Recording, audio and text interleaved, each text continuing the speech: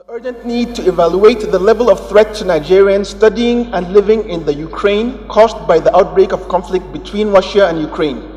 I further seek your indulgence for the suspension of Order 8, Rule 4.3, so that the matter may be taken immediately. Mr. Speaker, I so move. Mr. Speaker, my honorable colleagues, Olumide Oshoba representing Abeokuta North, Obafemi Ode, and Odeda Federal Constituency.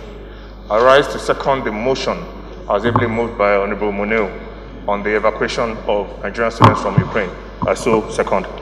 Mr. Speaker, as we speak, the government of Ukraine has already declared a state of emergency in the country, except in Donetsk and Luhansk region.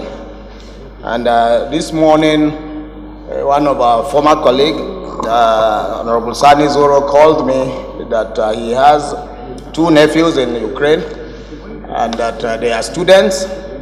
They have already gone into hiding and the supplies of food have ceased. That they came out from hiding this morning to look for food and water. Specifically, they are in a medical school in Zaporizhia. So the situation is already going bad. And after his call, I called the ambassador Ukraine, who said they have issued a state conference, a press conference, and he sent me a copy of the press conference where they are advising citizens of Nigeria to remain calm and try to make personal arrangements to see how they can move to safe areas before the government can do something. Mr. Speaker, Sokoto State alone have over 500 students sponsored to study medicine in Ukraine. Taraba has hundreds of students too, and almost every state have a lot of students in Ukraine, and we have a lot of our citizens there.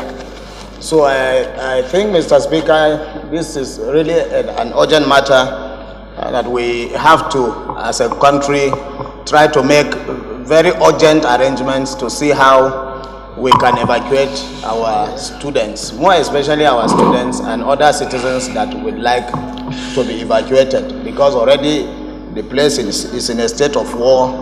And as our colleague has testified, his nephews are already stranded and they have started running out of food supply. My distinguished colleagues, honorable members, I remain Ado-Doguwa of the Ganduje-led faction of Kano APC. I rise this morning, Mr. Speaker, to add my weight to this motion that was ably moved by this young man. And I feel I should do so because it's an all-important motion that really borders on the interest of the entirety of our country, Nigeria.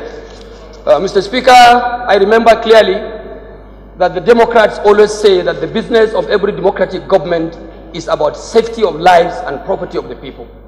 It is my conviction, and I believe will be the conviction of my respected members on the floor here, that a country abroad that is in war, fortunately or unfortunately, you have a chunk number of your own people, Nigerians, in that unfortunate place.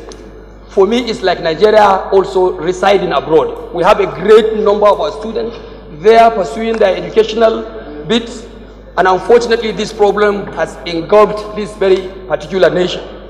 I want to believe that the responsibility of Nigerian government to secure lives and property of the people must be extended swiftly to our young Nigerians that are there pursuing their studies. Like the honorable chairman of the committee said, that in Sokoto alone we have over 500 students. My brother, Right Honorable Sani Abdu, a former member of this important chamber from Bauchi State, called me this morning panicking that his two kids and indeed other kids from Bauchi State are there panicking because of the unfortunate development happening. It's like the whole place is now in war. I rise to put on record that this House will have no option than really to speak unequivocally and urge the Nigerian government to very quickly, by the speed of light, react to the need of our people abroad in Ukraine or around the Russian border. By so doing, Mr. Speaker, I believe we are therefore exercising or discharging the responsibility of the government as a government put in place by democratic procedure. My only worry, to which I want to make a few comments, is that we seem to be moving a little late. For weeks, the Russian Federation massed its troops around the country of Ukraine and threatened clearly that they may invade the country. The President of the United States of America, about 4 or 5 days ago, said that he said with certainty that it was imminent that President Putin would order his forces into Ukraine. That was the period within which we should have used to evacuate our people from that country.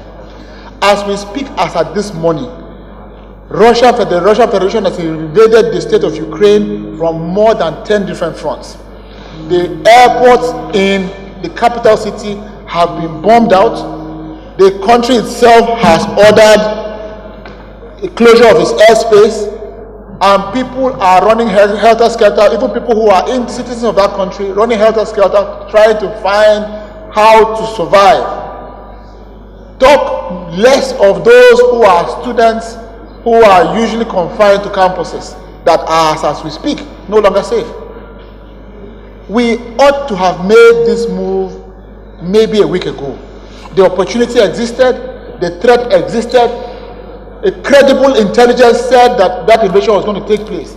Here we are now, asking or seeking for ways of removing our people from a country that is in a state of war actively. I listened to the news this morning, and the Ukrainian state is reporting that over 200 of its soldiers have been killed. None of its airports is working. How then do we intend to do this? So, as much as I sympathize with what we intend to achieve today, I think we have put the matter on the front burner a little too late. We need to have concrete plans on evacuation. Those who are willing to be evacuated. The leader of the house. Our wards, especially a lot of Nigerian students who are in Ukraine or studying in Ukraine, are endangered. Parents have inundated me with calls this morning on what needs to be done to bring back their words. Like my colleague just mentioned, that there were signs that would have acted earlier, but you will agree with me that based on international relations, it was withheld down, that the attack is not imminent anymore. Everybody was speaking. So we thought that the uneventful thing that happened this morning wouldn't have happened. But the truth is that we must look for how best to evacuate our citizens who are locked up in Ukraine, especially the students, because their case is very, very, very unique. A whole number of our students, our wards are in Ukraine. So I am pleading, and I'm joining and lending my voice to this prayer of this motion, that the federal government should rise up to the occasion and do the needful to look for how best to evacuate our citizens in Ukraine, especially the students. Whether officially or unofficially, we have a problem now. So there is need to intimate the Russian embassy, since it's a sovereign country with Nigeria, so that Nigerians should be well protected. It's teaching time 6-9.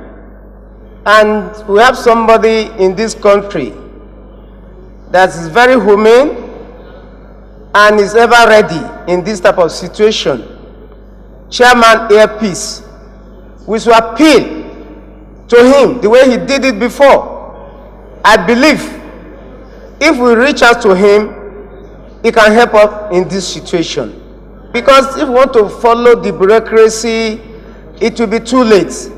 So please, this is just what I want to say, that this man that is ever ready in this type of situation should be contacted. Those in support of the amendment, please say aye. Those against, please say nay. Those in support of the amendment, please say aye. Those against, please say nay. The nays have it. Mr. Speaker, I come under section 39, which talks about right to freedom of expression. Mr. Speaker, when my colleague and the leader of the House was trying to make his submission, he alluded to the fact that there is a fashion in Kano State. As a matter of fact, he quoted that he belongs to Ganduje faction. And based on that submission, I raised a little voice to acknowledge the fact that he's in a faction, in APC. And I've tried several times to raise up my hand to contribute to this all-important motion moved by Honorable Muni from Lere Federal Constituency, a man that I found to be very intelligent. And it appears that there is some kind of connivance to deprive my voice and the voice of my federal constituency not to be heard, because I have somebody in that Ukraine doing her PhD. Point of order. So that's your point of order is freedom of expression. Point of order. Okay, I'm not going to let you go from point of order to debating the issue. Yes. All right. So on your point of order, let me rule on your point of order, which is that your freedom of expression has been violated. And now, your constitutional provision or your constitution has to be read together with our rules to make sense. Under the rules, there is no freedom of expression that has been suppressed. There are 359 members on the floor. If you have a freedom of expression and anytime you raise your hand you must speak, then so does every other person. And I don't think that the Constitution requires or envisages in a situation where to protect freedom of expression on every topic, all 359 members must speak. So you are ruled out of order. Mr. Speaker, you know he is used to the PDP constitutions. Don't blame him. I'm sure there'll be a ceasefire window very soon. So my amendment is that the Ministry of Foreign Affairs, together with the diaspora, starts negotiations with both countries and be fully involved when there's going to be a ceasefire window so we can evacuate them when that happens. Thank you. I rise to support the motion as amended by Honorable Osoba. Thank you. Amendment, please say aye. Those against, please say nay. Ayes have it.